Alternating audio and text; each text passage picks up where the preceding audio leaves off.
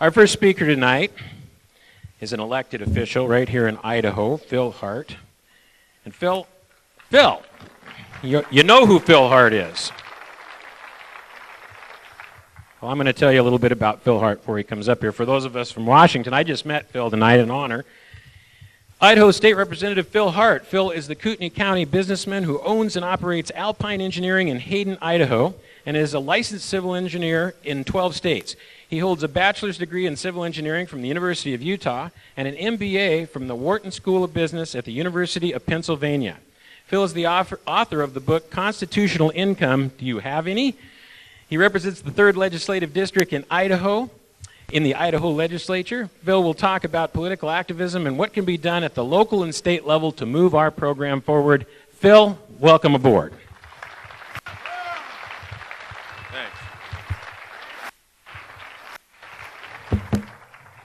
Good evening. Well, it's Wednesday night. It's November 11th. It's just before the holiday season, and we're all out here at a political event. It's kind of an odd time of year to have a political event like this, but this is a strange time in our nation, and so I'm glad to see you all here. Well, they tell you in public speaking workshops that you ought to start your talk with a joke. But you know what happened last Saturday in Washington, D.C. when the House of Representatives approved the health care bill is no laughing matter. And so instead of starting out with a couple of jokes, I thought I'd read a couple of verses out of the scriptures. 2 Corinthians 3:17, where the Spirit of the Lord is, there is liberty. And Leviticus 25:10, proclaim liberty throughout all the land unto all the inhabitants thereof. And that verse is inscribed on the Liberty Bell, which is found, of course, in Philadelphia, Pennsylvania.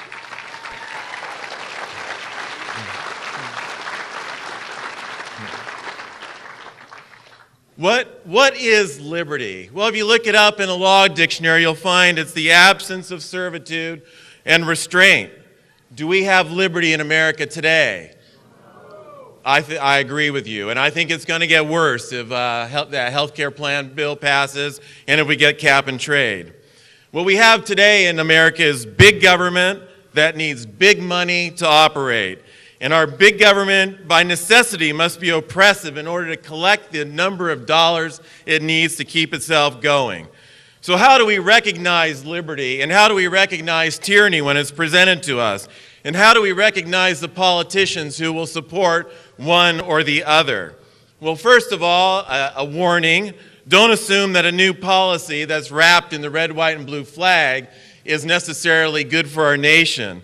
Tyrants will frequently hijack patriotism to move their agenda forward. Those who embrace liberty will seek the least intrusive way, the least expensive way, and the way that affects the least number of people to get their job done. Those who are tyrants will use a crisis to move their agenda forward. And let me give you an example. I've been working on a bill for the last 2 years in the Idaho legislature that deals with the illegal alien problem. The illegal alien problem costs the state of Idaho $150 to $200 million a year and costs our nation about $350 billion a year. Well, this is a federal problem, and the federal government needs to deal with it. But the reality is they're not dealing with it. So in this dysfunctional situation, we have to make the best of a bad situation. Congress, in their act that they passed in 1986, the Immigration Reform and Control Act, allows the states to deal with this issue insofar as handling business licenses for companies who hire illegal aliens. What we can do is we can take those licenses away. My legislation, which I've introduced twice now but have yet to get through the system, would penalize employers for hiring illegal aliens. It would take a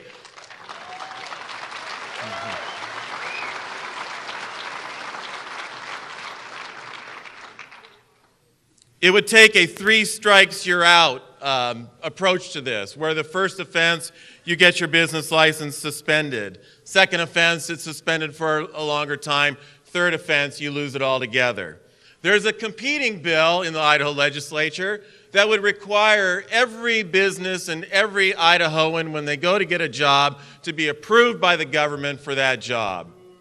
It adds more red tape, more bureaucracy, and another layer of control to this control grid that we already have to deal with as citizens of this country. My approach is a liberty approach. In my opinion, the other approach is a tyrannical approach. And today, the dynamics in our politics, at least in my opinion, it's not Republican versus Democrat.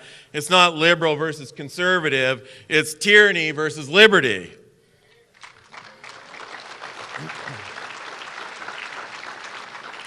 And how did our founders deal with this issue? Well, the first thing they did is they governed themselves with what we would call self-government. They believed that there was a God. They believed that that God knew what they were doing every minute of the day. And they believed they were accountable to him. And, they by and large behaved themselves. And they also believed that they had a one-on-one relationship with that God and that they were all equal. And this plays itself out in our political system, where we are all equal in our political system and there isn't any kind of a hierarchical system. They also rejected the idea that there was a divine right of kings and that the king could do anything he wanted as long as he claimed he had heard from God that that was okay, whatever it was he was doing. But the colonists also understood their rights. They studied about their rights. General Gage, who was the military commander in Boston in 1775, wrote a letter to King George, and he said, he was complaining, he wrote, "I have a nation of lawyers. All the people are lawyers. They know your statutes better than you know them yourself." And back then, more copies of Blackstone's Commentaries of the Laws of England were sold in America than were actually sold in England. And the colonists took their civil and civic duties seriously. They all participated in their local government. When Paul Revere made his ride on April 18th, 1775, by mid-afternoon the next day, there were 20,000 Minutemen in the field operating as one unit under command and control, and this didn't happen by accident. They had trained for it and they had prepared for it.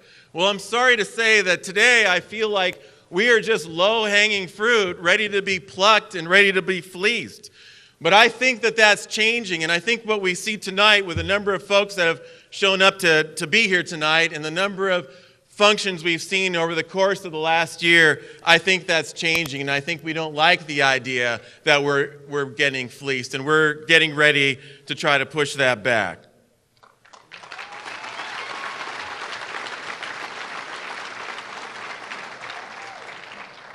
Well, over the years, I've met a lot of folks and been to meetings with a lot of folks that are fighting against the bureaucracy, and they're trying to avoid involving themselves in contracts with the bureaucracy that they want to stay out of, and they might be trying to not get a building permit or not get a driver's license or what have you. When these folks get together, they always ask each other, well, what did you do, and did it work, and how did you cross your T's, and how did you dot your I's, and they trade their war stories.